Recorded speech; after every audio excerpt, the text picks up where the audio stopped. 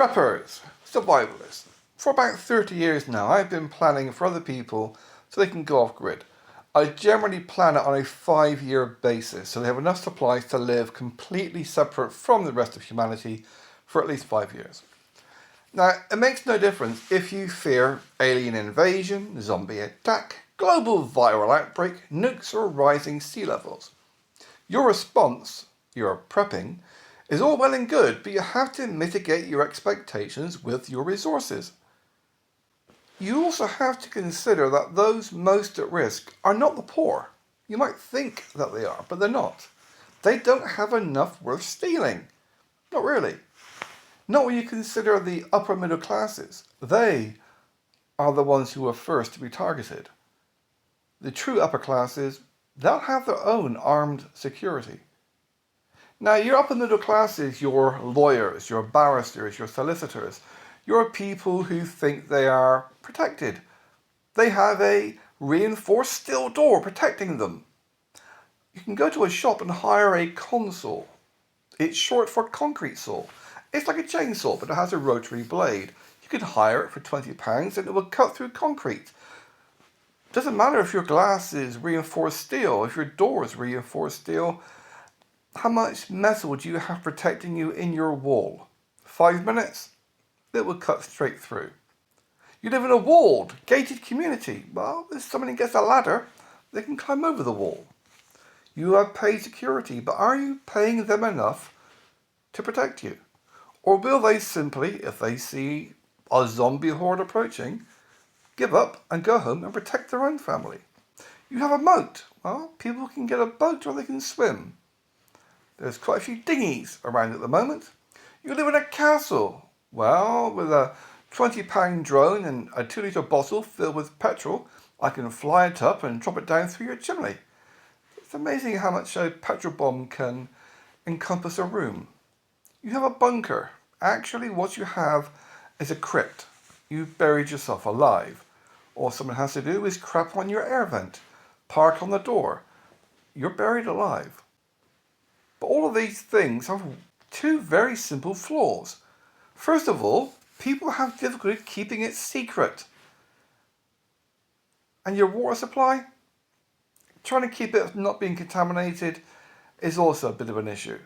Especially when you consider that fracking is a legal way for people to contaminate your water supply.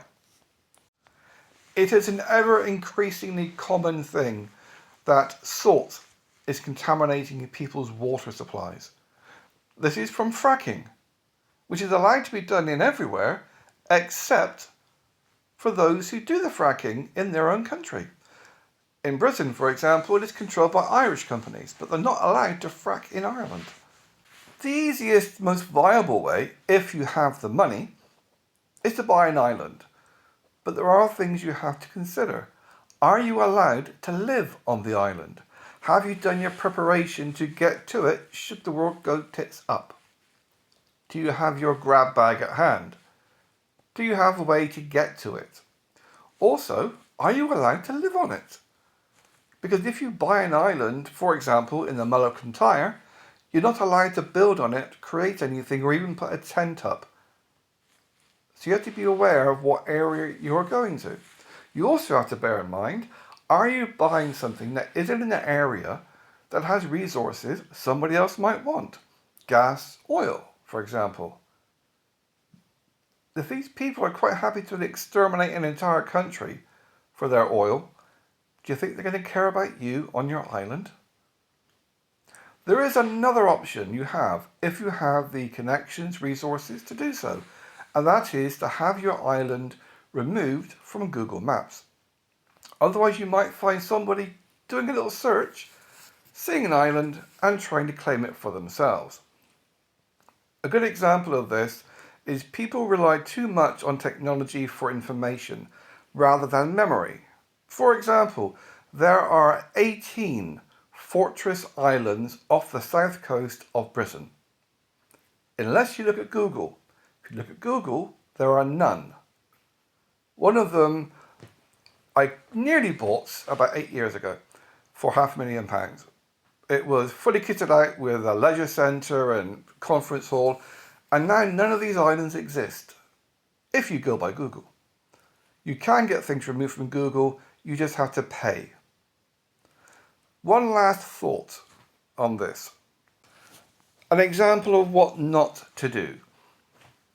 Hannah Spirit is a very good example of this. With global warming, maybe it's not a good idea to move to an equatorial region. It's not a smart thing to do. Rising temperatures, rising sea levels, not a good thing to do, especially if you're of the Caucasian persuasion. That's not smart. But taking two little white blonde children to what is essentially the child trafficking capital of the Americas on the Darien Gap migrant route is demented. And that is exactly what she has done. Now, I'm well aware of her, shall we say, oy vey connections. But that's not going to protect her children if somebody sees them as a 10-year wage packet if they can get it to America. Mitigate your expectations. Do what you can with what you have. Me, I've got 30 litres of homemade vodka.